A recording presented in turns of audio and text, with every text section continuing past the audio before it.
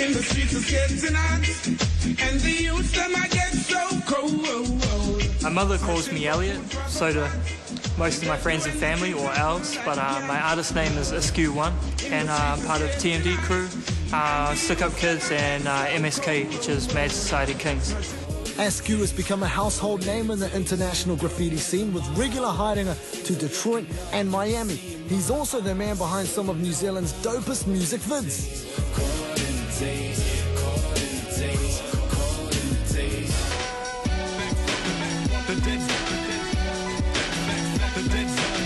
I grew up in an area called Morningside during the 80s, and the initial kind of explosion of graffiti around there was very influential on me.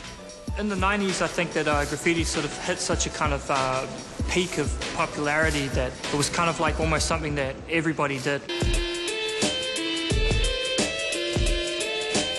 Everybody had a tag name, at least in my area, and that's more or less how I started out, just trying to fit in, trying to be cool.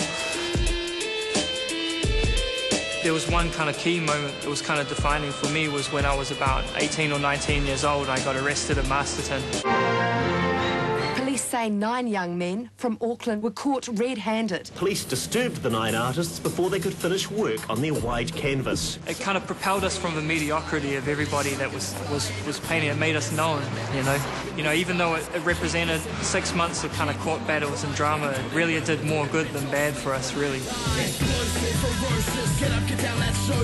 It's been a real slow road for me to take my work that I was accustomed to doing with all the freedom of being outdoors to then being in a confined studio or gallery space.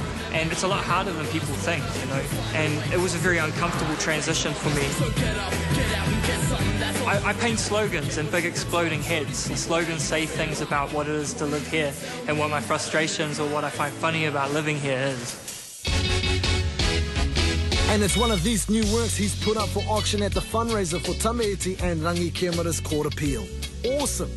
Seeing him on TV and the news as a child, seeing him, you know, shooting the flag with a musket and all these things, thought he was a fearsome kind of character, staunch activist that would beat you up for being white or something like that. It's kind of like how they paint him, you know. I just had an epiphany about him one day. Like, I was like, this dude is the most real deal artist. The more I understood about the Tuhoi, like, perspective and everything, I sort of realized, how else is he going to represent himself? I mean, this is their perspective. And Askew's work sits amongst some of Aotearoa's biggest art names.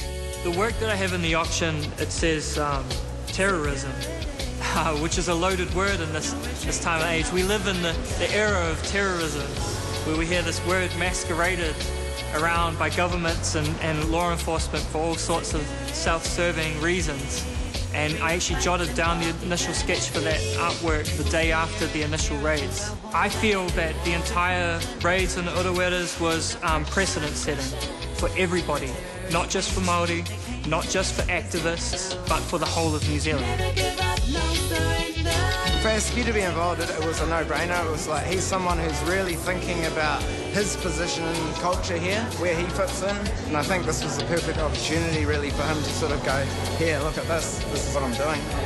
He's very in-depth, and he has a great awareness of what's going on in not only the art scene around him, but the music scene, and he seems to be able to identify with the themes that are all around us, you know, but especially on street level. I would say that I'm an artist because that's what I was born to be. That's concise, right?